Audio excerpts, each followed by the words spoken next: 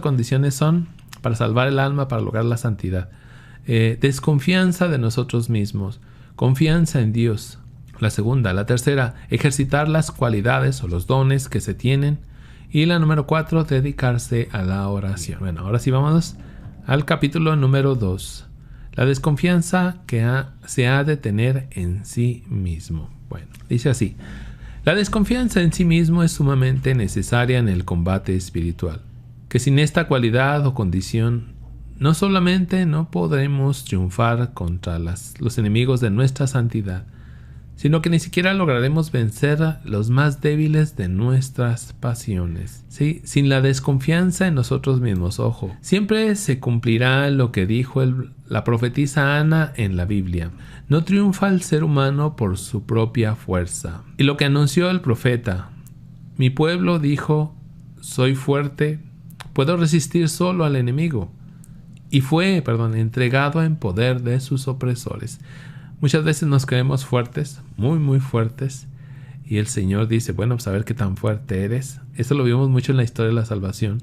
El Señor quita, hace a un lado, se hace a un lado porque lo hacemos a un lado. Esto va a pasar mucho, por ejemplo, en el libro de los jueces.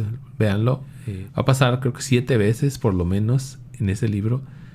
Que el Señor se hace a un lado cuando el pueblo lo hace a un lado. El Señor obedece, se hace a un lado, vienen los enemigos y los aplastan. ¿Sí? Le llaman el círculo del pecado. ¿Sí?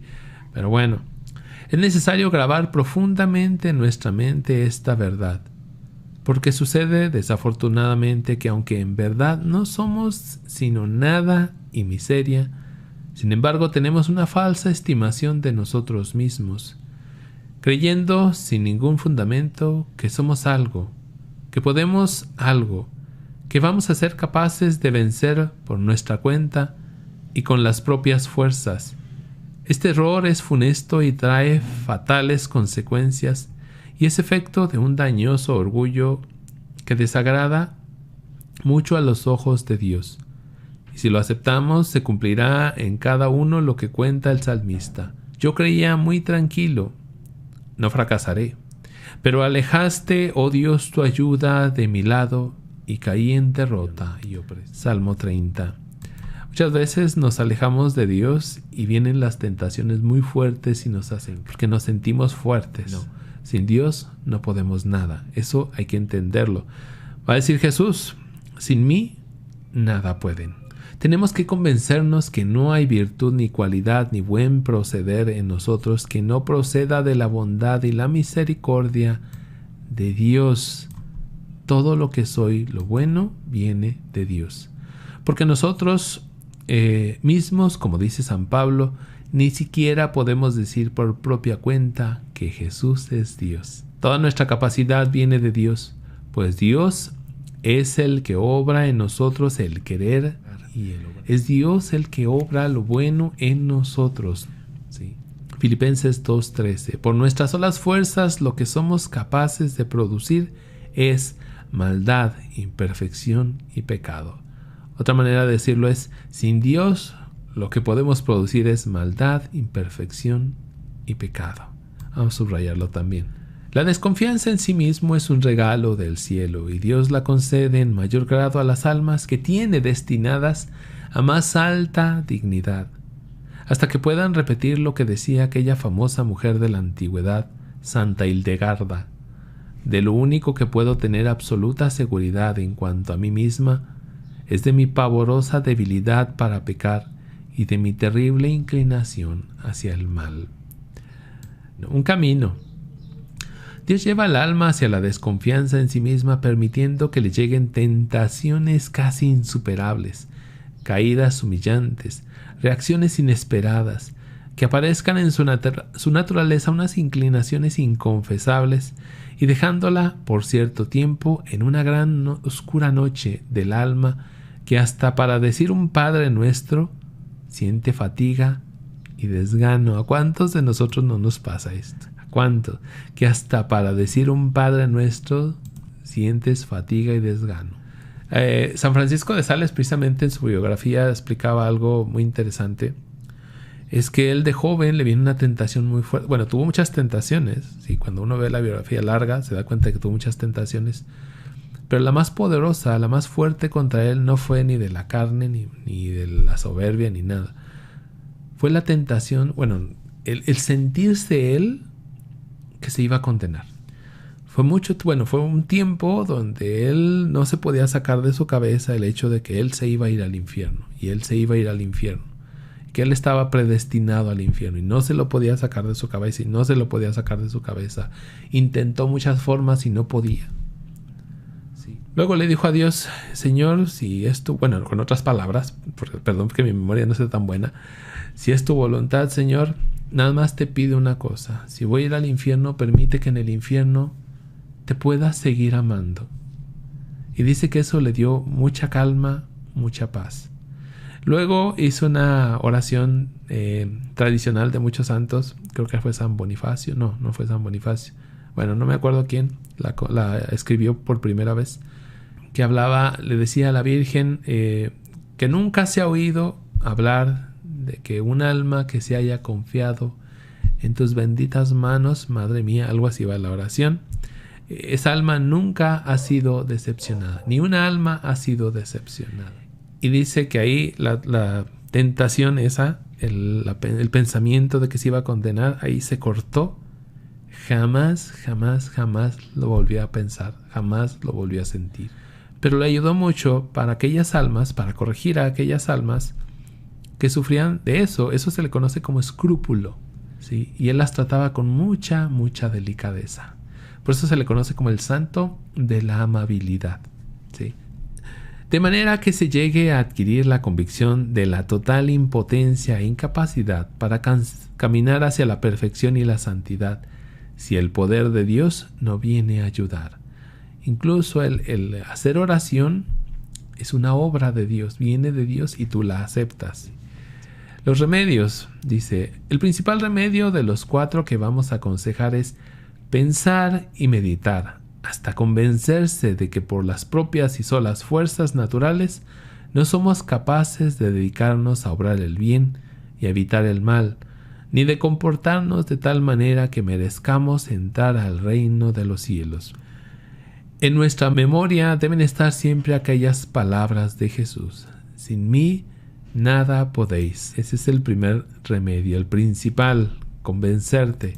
Segundo remedio es pedir con fervor y humildad muy frecuentemente a Dios la gracia de confiar en Él y desconfiar de nosotros mismos, porque esto es un regalo del cielo y para conseguirlo es necesario ante todo reconocer de que no poseemos la desconfianza necesaria.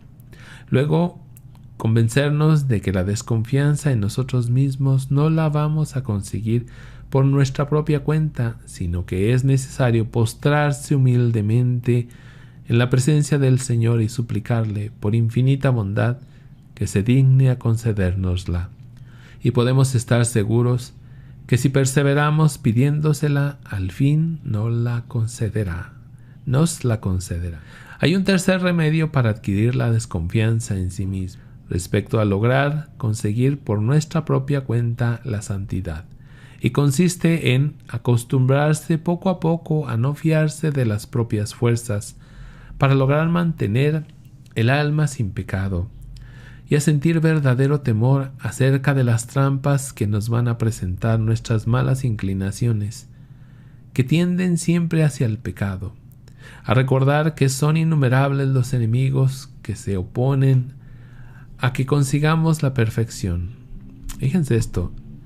Recordar que son innumerables los enemigos que se oponen a que consigamos la perfección, los cuales son incomparablemente más astutos y fuertes que nosotros, y aún logran hacer lo que ya temía San Pablo: se transforman en ángeles de luz para engañarnos. Vamos a marcar eso. Esto viene en 1 Corintios 11:14. Y con apariencia de que nos están guiando hacia el cielo, nos ponen trampas contra nuestra salvación. Con el salmista podemos repetir: ¿cuántos son los enemigos de mi alma, Señor? Y la odian con odio cruel. Y no nos queda sino repetirle la súplica del Salmo 12: Señor, ¿Hasta cuándo van a triunfar los enemigos de mi alma? Que no pueda decir mi enemigo, le he vencido. Que no se alegren mis adversarios de mi fracaso. El cuarto remedio consiste en que cuando caemos en falta alguna, reflexionemos acerca de cuán grande es nuestra debilidad e inclinación al mal, y pensemos que probablemente Dios permite las culpas y caídas para iluminarnos mejor acerca de la impresionante incapacidad que tenemos para conseguir, por la propia cuenta, la santificación. Aprendamos así a ser humildes y reconocer las limitaciones y aceptar ser menospreciados por los demás.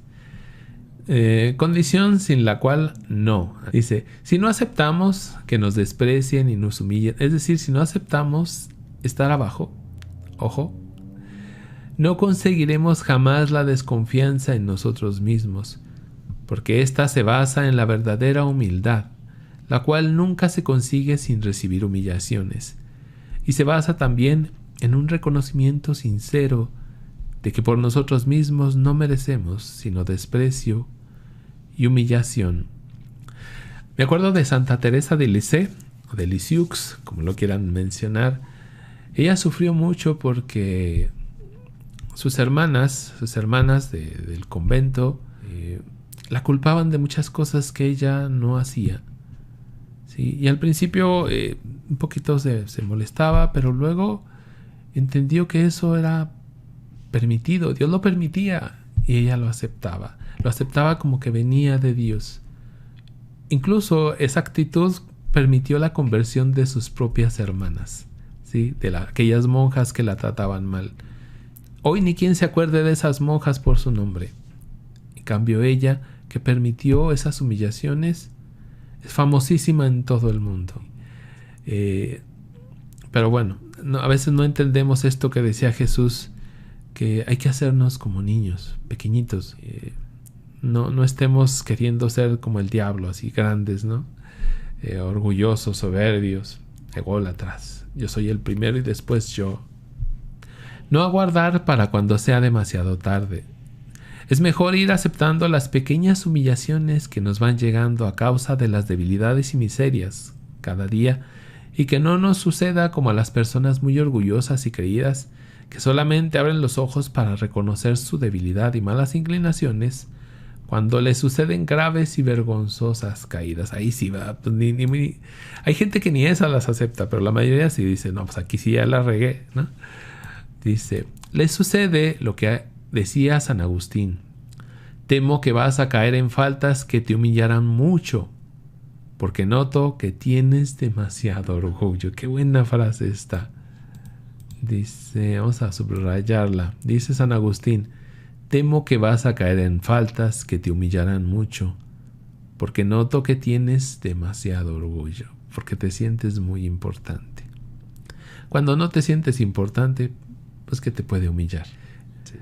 Cuando Dios ve que los remedios más fáciles y suaves no producen efecto para hacer que una persona reconozca sus incapacidades para resistir con sus solas fuerzas contra los ataques del mal y conseguir su santificación, permite, ojo, decíamos que Dios lo permite entonces que le sucedan caídas en pecado, las cuales serán más o menos frecuentes y más o menos graves, según sea el grado de orgullo y presunción que esa alma tenga. Esto lo quiero repetir. Por tu santificación, esto es muy importante, para conseguir la santificación de un alma, fíjense lo que hace Dios. Permite entonces que le sucedan caídas en pecado. Dios no lo promueve, Dios no te empuja al pecado, pero sí permite que tú, por tu propia concupiscencia, por tu tendencia al mal, caigas en pecado. Dice, las cuales serán más o menos frecuentes y más o menos graves, según sea el grado de orgullo y presunción que esa alma tenga. Mucha gente que no puede salir del pecado, quizá por esto que explica aquí el santo escritor, porque su grado de orgullo es muy grande. Por eso pueden caer en pecados muy, muy graves, para que a ver si así aquella alma reconoce que está mal, reconoce que se ha olvidado de Dios, Reconoce que cree que por sus propias fuerzas, por su conocimiento, por lo que él es o ella es que está logrando las cosas. Y si hubiera una persona tan exenta, ¿sí?, y libre de esa vana confianza en sus propias fuerzas, o sea, imposible, como, y fíjense, como por ejemplo la Santísima Virgen María, lo más seguro es que no caería jamás en falta alguna. Si no te sientes importante, lo más seguro es que jamás vas a caer en pecado. Claro, siempre y cuando eso sea verdad, porque a veces, es que yo soy el más humilde de los humildes del mundo, ¿no? A veces somos así. Buena consecuencia. De todo esto debes sacar la siguiente conclusión: que cada vez que caigas en alguna falta, reconozcas humildemente que por tu propia cuenta, sin la ayuda de Dios, no eres capaz ni siquiera de fabricar un buen pensamiento o de resistir una sola tentación, y le pidas al Señor que te conceda su luz e iluminación para convencerte de tu propia nada y de la necesidad absoluta e indispensable que tienes de la ayuda divina, y te propongas no presumir ni pensar vanamente que por tu propia cuenta vas a conseguir la santidad o la virtud, porque si te crees lo que no eres y te imaginas que podrás lo que no puedes, seguramente seguirás cayendo en las mismas faltas de antes y quizá hasta las cometas aún peores. Lo voy a leer otra vez, nomás porque ya se acabó el capítulo, por eso lo quiero leer otra vez. Dice: de todo esto debes sacar la siguiente conclusión, la conclusión de este segundo capítulo: que cada vez que caigas en alguna falta, reconozcas humildemente que por tu propia cuenta, sin la ayuda de Dios, no eres capaz ni siquiera de fabricar un buen pensamiento o de resistir una sola tentación, y le pidas al Señor que te conceda su luz e iluminación para convencerte de tu propia nada y de la necesidad absoluta e indispensable que tienes de la ayuda divina, y te propongas no presumir ni pensar vanamente, como muchos lo hacemos, que por tu propia cuenta vas a conseguir la santidad o la virtud. Sin Dios no puedes lograrlo, porque si te crees lo que no eres y te imaginas que podrás lo que no puedes, seguramente seguirás cayendo en las mismas faltas de antes y quizá hasta las cometas aún peores. Qué buena conclusión.